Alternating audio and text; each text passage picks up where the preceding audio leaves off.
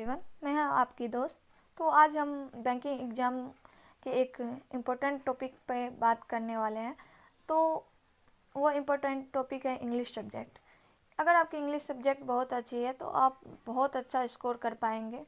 तो इसके लिए आपको अगर बैंकिंग में इंग्लिश को स्ट्रांग बनाना है तो आपको दो टॉपिक पे बहुत ज़्यादा फोकस करने की ज़रूरत पड़ेगी। पहला है वोकैब, दूसरा है आपको एडिटोरियल यानी कि रीडिंग। अगर आपकी रीडिंग जितनी अच्छी होगी आप उतने अच्छे स्कोर कर पाएंगे, ना सिर्फ प्रीलिम्स में बल्कि आप मेंस में भी बहुत अच्छा स्कोर कर पाएंगे। तो इसके लिए आपको इस दोनों टॉपिक में से आज हम बात करेंगे वोकैब पर कि आपको वोकैब कैसे करना है और कैसे इसको स्ट्रॉन्ग बनाना है। तो सबसे पहले आप किसी भी यूट्यूब से एक एडिटोरियल का सेशन देख सकते हैं, जिसमें मैं प्रेफर करूँगी निमिषा मैम का। बट वो बहुत ज़्यादा वर्ड करवाती है तो आपको उतना वर्ड याद नहीं रहेगा, इसलिए आप सबसे पहले तो नोट करना बंद कर दीजिए। अगर आप नोट करते रह जाएंगे तो आपको वो समझ में नहीं आएगा और बहुत ज़्यादा दिन तक आप उसे याद करके नहीं रख सकते हैं। तो आपको क्या करना है, उनका सेशन आपको रोज़ पर डे देखना है, बस देखना है और अच्छे से सुनना है। अगर आपका ध्यान इधर उधर भटकेगा तो फिर आप बाद में इसे रिकॉल नहीं कर पाएंगे। तो आपको बस उसे अच्छे तरह से देखना है और सुनना है। आपको जब वो आप रोज़ पर डे देखिएगा तो आपको धीरे धीरे वो वर्ड याद होते जाएंगे।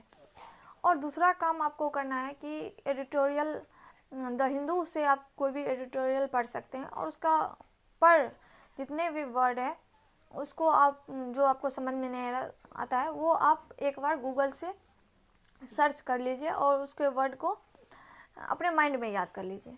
और अब आप बात करते हैं नोट कैसे करना है, तो आप किसी भी एक वर्ड को ले लीजिए, या तो आप यूट्यूब के सेशन से भी ले सकते हैं या फिर आप द हिंदू के एडिटोरियल से भी ले सकते हैं, जो मोस्टली उसी में से होता है। लेकिन अगर आप किसी दूसरे एडिटोरियल को चूज करिएगा तो आप उसमें से एक वर्ड ले सकते हैं और उस वर्ड के जितने भी सिनोनिम्स और एंटोनिम्स हैं वो आपको याद करना है। आपकी कैपेसिटी जितनी होगी आप एक या दो वर्ड ले सकते हैं और उसके सारे सिनोनिम और एंटोनिम करने हैं और उसको आपको पढ़ना है और याद करने की कोशिश करना है।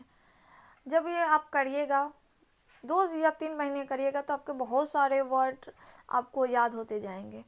और दूसरा, आप निमिषा मैम का जो चैनल देखिएगा तो आप उसको सुनना है और सुनते सुनते आपके लगभग वो बहुत सारे ऐसे वर्ड होते हैं जो रिपीट होते जाते हैं तो आपको याद होते जाएंगे। तो आप ये 2-3 महीने करके देखिए और फिर बताइएगा कि आपके वोकैब में कोई इम्प्रूवमेंट हुआ है या नहीं। मैं ये अपने एक्सपीरियंस से बोल रही हूँ क्योंकि मैंने वहाँ से शुरू किया था जहाँ